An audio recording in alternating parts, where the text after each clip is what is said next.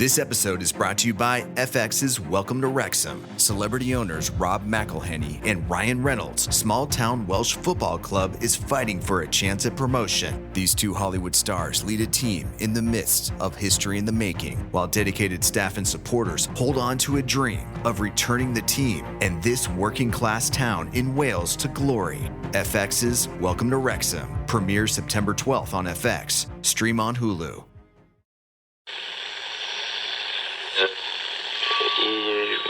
Empire.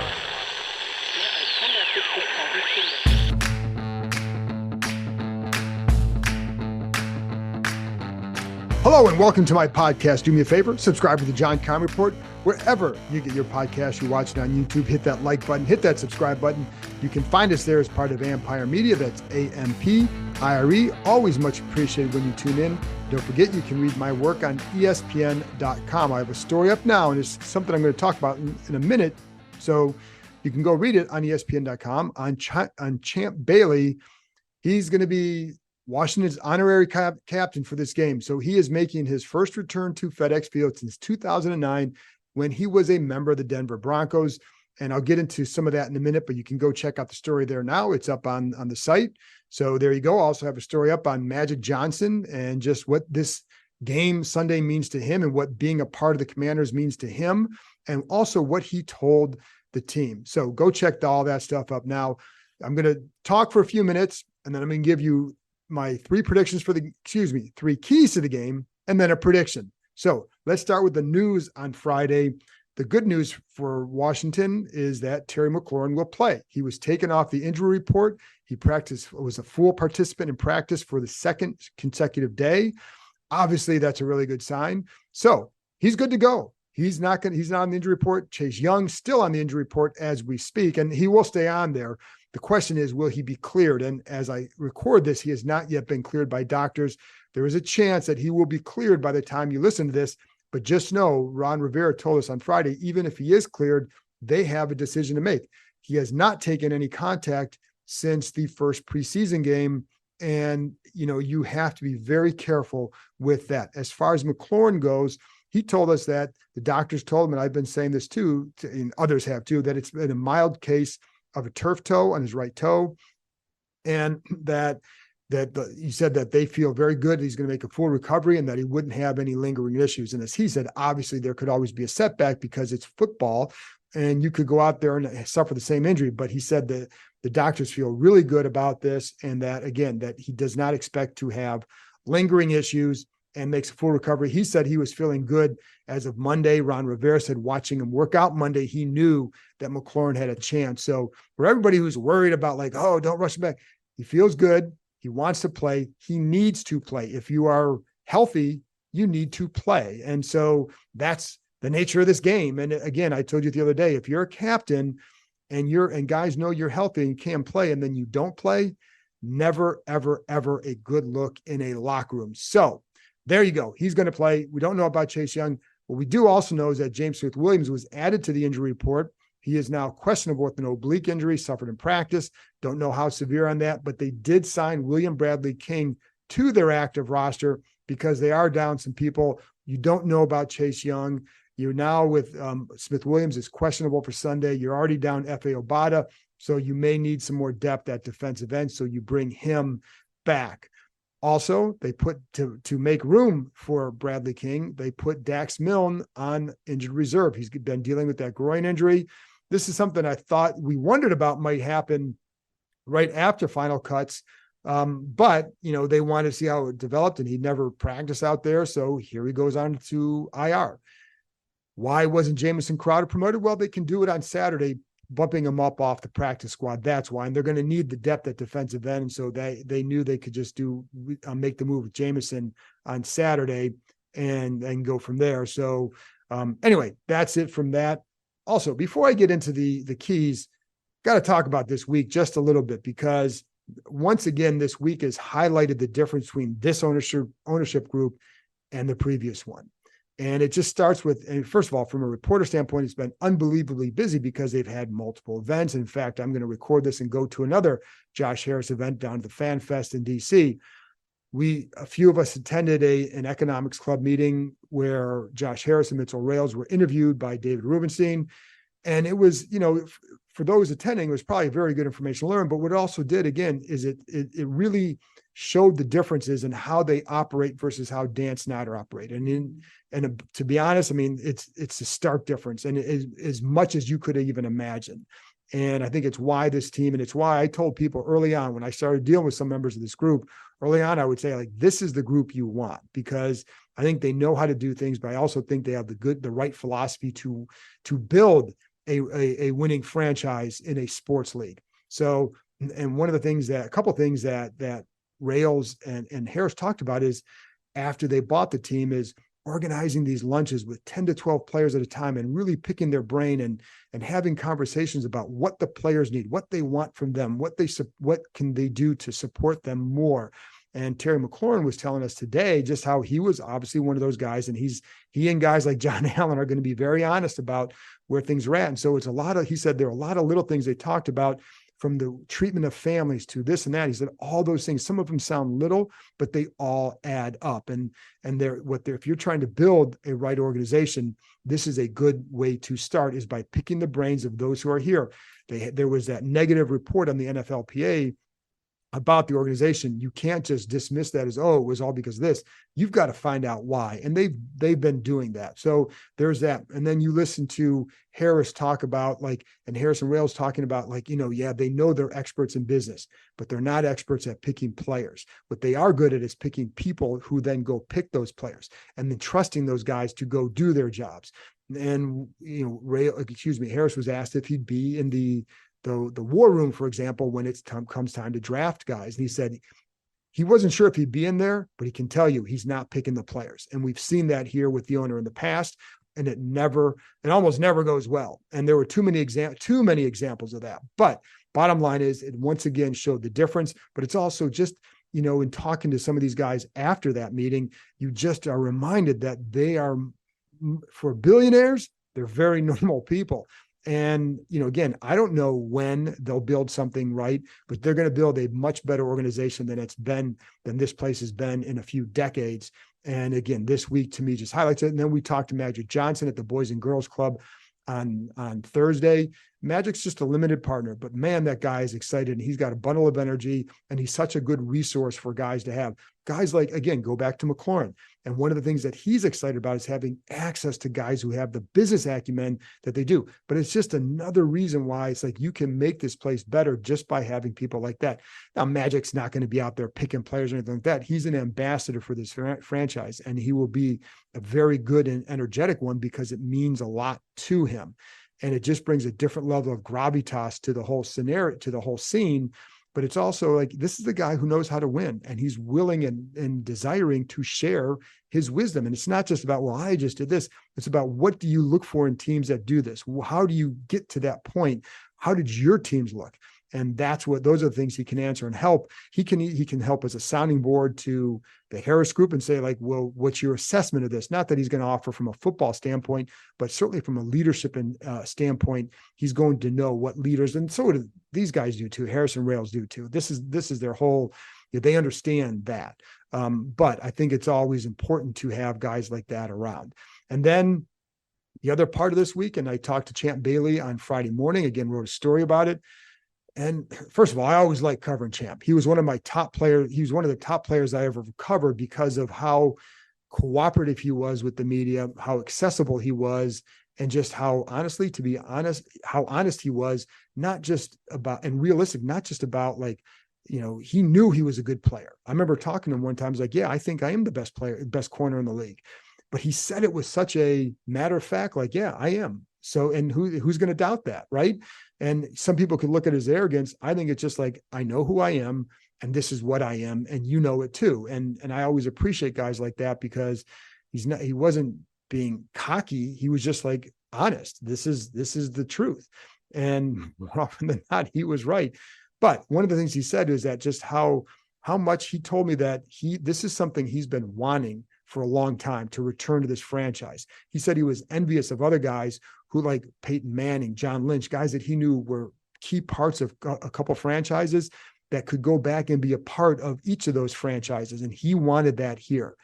As he said, the timing is right for him to come back. So he'll be honored before the game. Go read that story on ESPN.com, and hopefully I'll have him on the podcast very soon. Anyway, now let's get to my 3 keys of the game and then a prediction. So, and because it's the first game and it's Arizona, there's not a whole lot to go on, but I'm going to say the first key is establish the tone. And not just this, I mean that not just for this game, but for the season, right? You need to establish a tone for the season. I talked to one player. I said, ask him, what do you think? What are your expectations? He goes, need to dominate. Now, he was probably talking as much about his position group, but I would say that has to be for this game. It's the NFL. You never know. I mean, shoot, a couple of years ago, Garrett Gilbert was signed, and 4 days later, almost helped this team beat Philadelphia in Philadelphia. And at a time where these guys had a number of starters missing because of COVID. You never know. And then that game, just like in any game, a couple of turnovers almost swung at Washington's way early, and they just couldn't protect the lead. But they did swing them, got him a lot of early momentum, and the Eagles were going to fight the entire game against a team that they really should have knocked out in the third quarter. But they were there. So you never know what happens. And this is also kind of a crazy week because, again, a lot of excitement for this game, a lot of buildup for this game, the sellout, everybody's excited, new owner, Sam Howell, all this stuff. So, but you don't know. And sometimes all that buildup, does it exhaust you? And I don't think the players will, so I don't think that's going to really be an issue. I think they'll feed off that more than it's going to tire them out in terms of that. But so I think they're going to be okay there. But again, you never know. However, Arizona has a new coach. They have new coordinators. Their quarterback is out. They have 2 quarterbacks, Josh Dobbs, who just got there, and Clayton Tune, who's a rookie, 5th-round pick. And this is a team you should dominate, and they have to do it. Again, if they win 20-17, is it a horrible win? No, because it's a win. But you want to see signs that maybe this start will be different, right? Maybe they will start differently. Maybe they will have the kind of season that people hope they can have, which is maybe catch some fire a little bit early, get some momentum, get some confidence.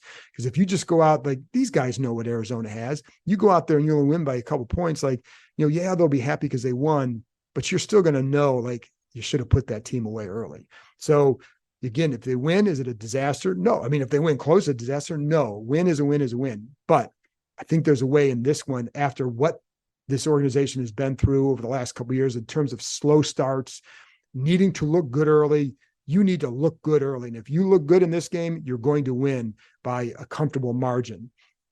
And, Arizona's going to have a few new guys on the offensive line. There's just so many questions with them that you have to build off the momentum that's been created with this ownership change, with all this new stuff, with Eric Bieniemy. Again, Sam Howell, there's excitement about all this. So put it together. And the defense has got to really shut down this Cardinals offense, which is not very good and shouldn't really do anything.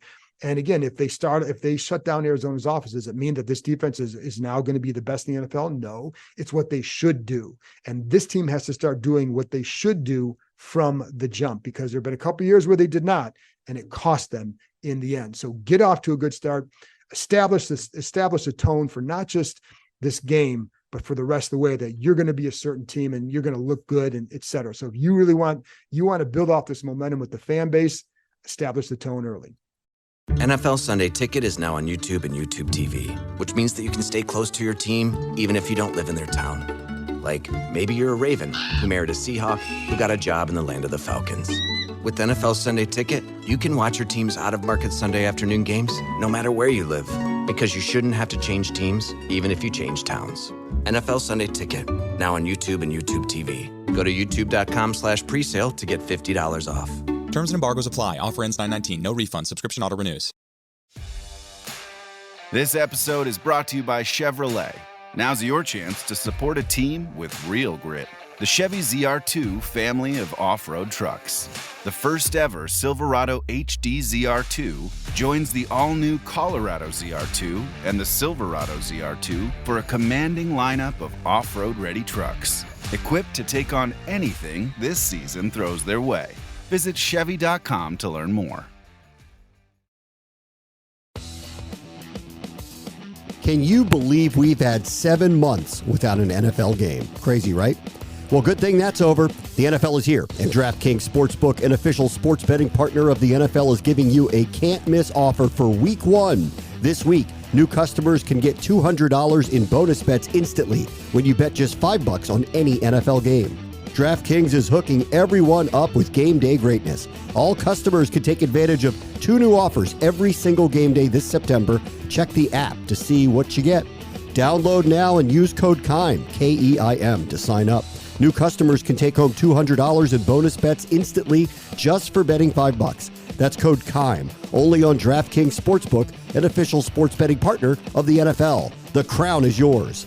Gambling problem? Call 1-800-GAMBLER or visit www.1800gambler.net. In New York, call 877-8-HOPE-NY or text HOPE-NY 467-369.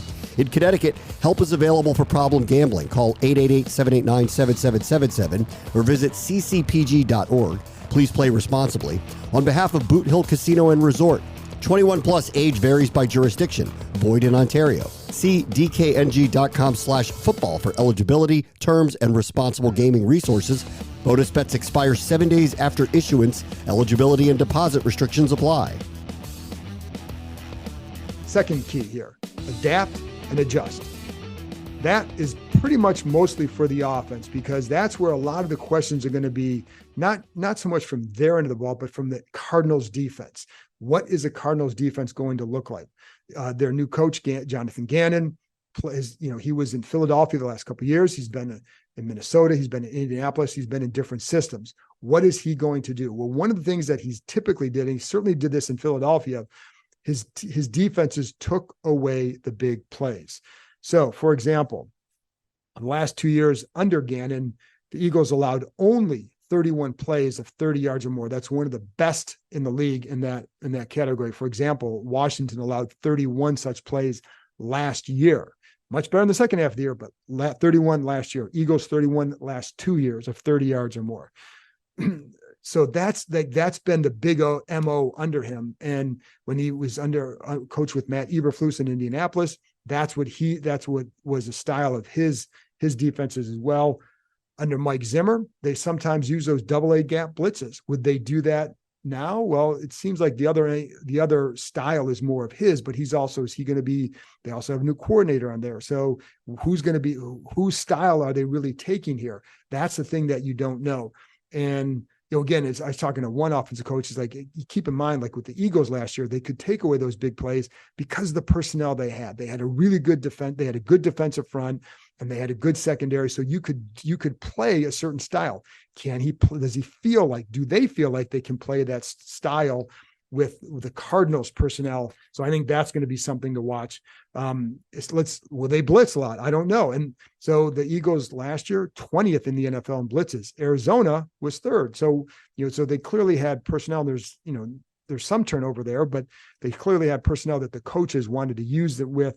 So, we'll see what happens there. But the key will be for the offensive coaches, and talking to Rivera and talking to other coaches, that whatever happens, like, you're going to go out with your game plan. You're going to worry about what you do, because you don't know how they're going to do it. And then you have to adjust. So their ability to adjust in this game is going to be pivotal for Eric Bieniemy and the offensive coaches.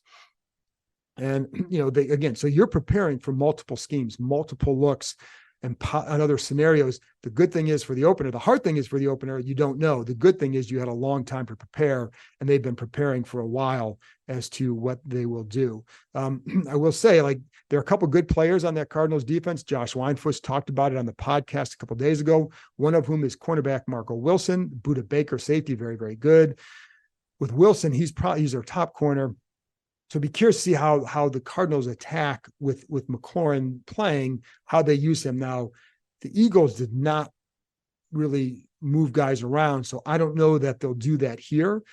If Wilson does play on McLaurin a lot, Wilson's a good corner, has some speed, plays with leverage, doesn't really like to jam guys at the line. So, that can change your release as a receiver. But what it's also going to tell the receiver is he doesn't really want to play physical. So if you're McLaurin, you're going to use your physical nature against him and try to win. Wilson does play with good leverage. He does play to his help very well. So that's going to be an interesting one to watch. And then, I think you have to look at a guy like Brian Robinson, big time in this game. Like, I'm going to try to, you want to try and establish that run, right? And I think that guy could have a solid game, but so I think this is a good chance to see what can the line do. We get the first look at that, and then we can know going at future weeks exactly what they might do with that group and how effective it might be.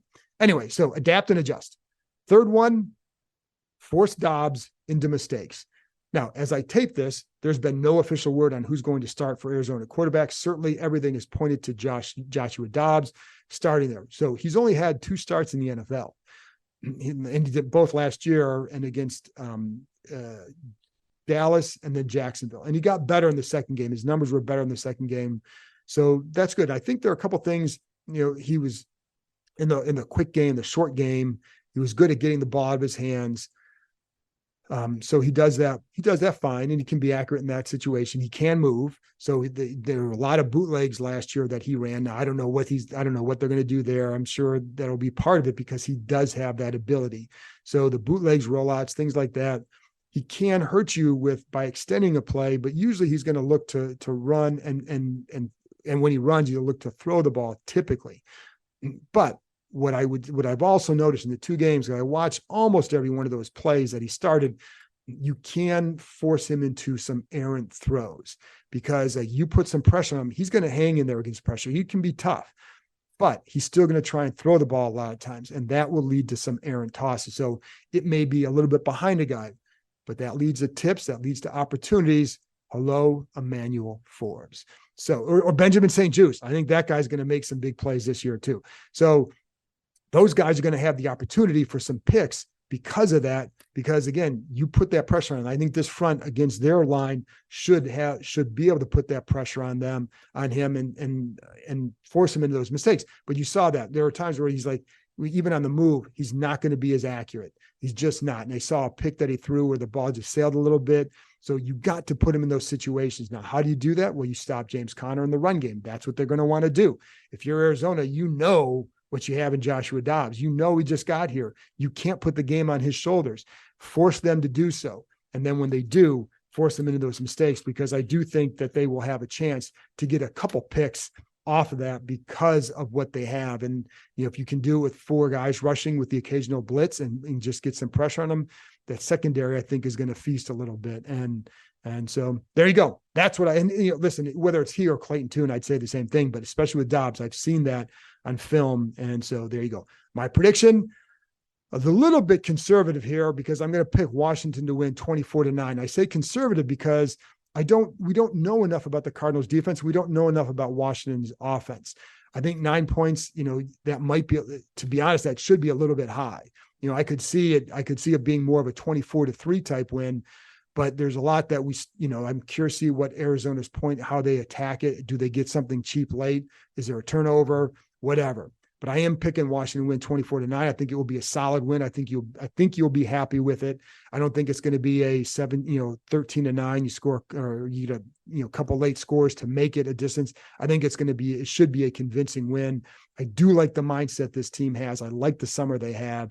And it's funny because somebody also told me that on Wednesday was one of their tougher practices that they've had in a long time. So, they're clearly going in there with a different modus of operating here, and see if it pays off. I think it will. So there you go. 24-9. I think they'll have couple turnovers. Forbes or St. Juste will get a pick. Washington wins. People go home happy. They'll be 1-0 after Sunday. So that's it from me. I will be back after the game on Sunday, wrapping up the Commanders' season opener against the Arizona Cardinals. I'll talk to you next time.